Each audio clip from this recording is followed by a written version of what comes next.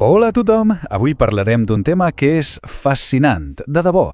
Com podem dissenyar el nostre entorn per, literalment, capturar i guardar l'energia, o sigui, com transformar un paisatge qualsevol en un sistema ple de vida, i que, a més, es mantingui sol. Vinga, que comencem! A veure, per començar, cal plantejar una pregunta que potser sembla simple, però és la base de tot. Pensem-hi un moment, quan el sol pica sobre un terreny o quan plou, tota aquesta energia, on va a parar? Què se'n fa de tota aquesta aigua i aquesta llum? Doncs mireu, aquí tenim la clau de volta de tot plegat. D'una banda, un paisatge, diguem-ne, pelat, on l'energia marxa volant. L'aigua s'escola, els nutrients s'escapen, és una pèrdua constant. Però de l'altra, en un paisatge que està ben pensat, la cosa canvia radicalment. Allà el que fem és frenar-ho tot, fer que l'aigua es quedi, que la terra vagui i, clar, que la vida exploti. És bàsicament la diferència entre llançar l'energia o aprofitar-la. D'acord. Anem a aprofundir una mica en això. El primer que cal entendre és el que podríem anomenar el problema del paisatge que goteja. Sí, que perd aigua i energia. Això és pura física, vaja, de sentit comú. L'energia sempre es mou del mateix lloc, d'un punt alt, on hi ha molta, cap a un punt baix, on se dissipa. Només cal pensar en l'aigua baixant per un turó. És una llei de la natura, no té més secret.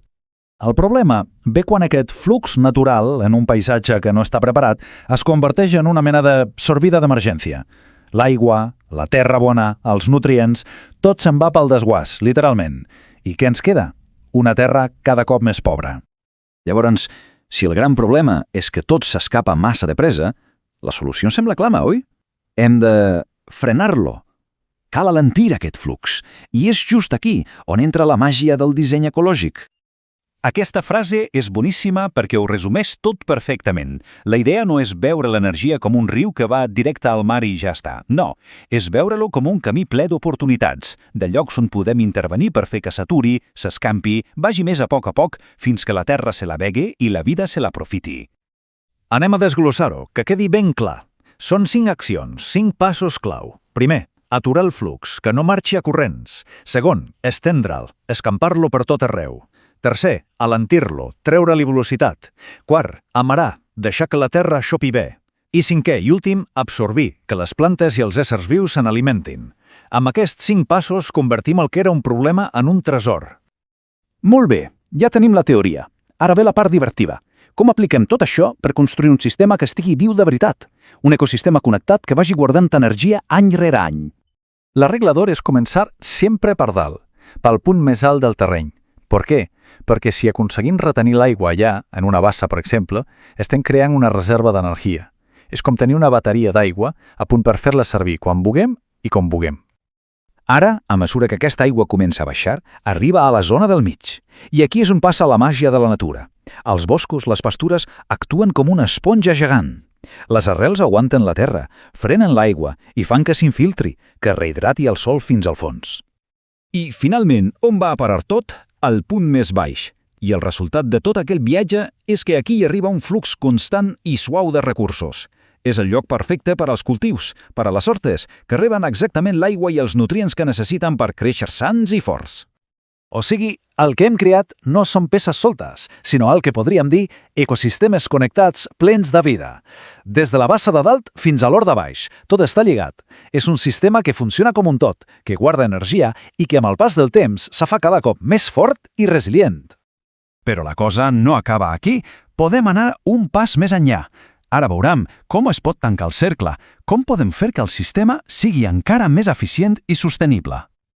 Fins ara, el que hem vist és un camí que va en una sola direcció, de dalt a baix. Però el sistema es torna increïblement potent quan aconseguim que els recursos del final tornin al principi, quan convertim aquesta línia recta en un cercle perfecte, en un cicle que es retroalimenta. I com es fa, això? Doncs amb solucions ingenioses i sostenibles, per exemple, amb l'energia del vent. Un simple molí de vent pot agafar l'aigua que s'ha recollit a la part baixa i tornar-la a pujar a dalt de tot. Així, el cicle pot tornar a començar, una vegada i una altra. I amb això, el cercle es tanca. El que tenim ara és un cicle que s'alimenta a si mateix, és autosostenible. L'aigua i els nutrients no es fan servir i es perden, sinó que donen voltes i voltes dins del mateix sistema. S'aprofita absolutament tota l'energia, creant un paisatge que es cuida i es nodreix sol. Bé, anem a fer un repàs ràpid de les idees més importants. La primera, un paisatge pelat és una fuita constant d'energia. La segona, el nostre objectiu és aplicar els 5 passos: aturar, estendre, alentir, amarar i absorbir. La tercera, el disseny sempre comença de dalt a baix per guardar els recursos. I la quarta i última, si tanquem el cicle, per exemple, amb energia renovable, creem un sistema sostenible de veritat.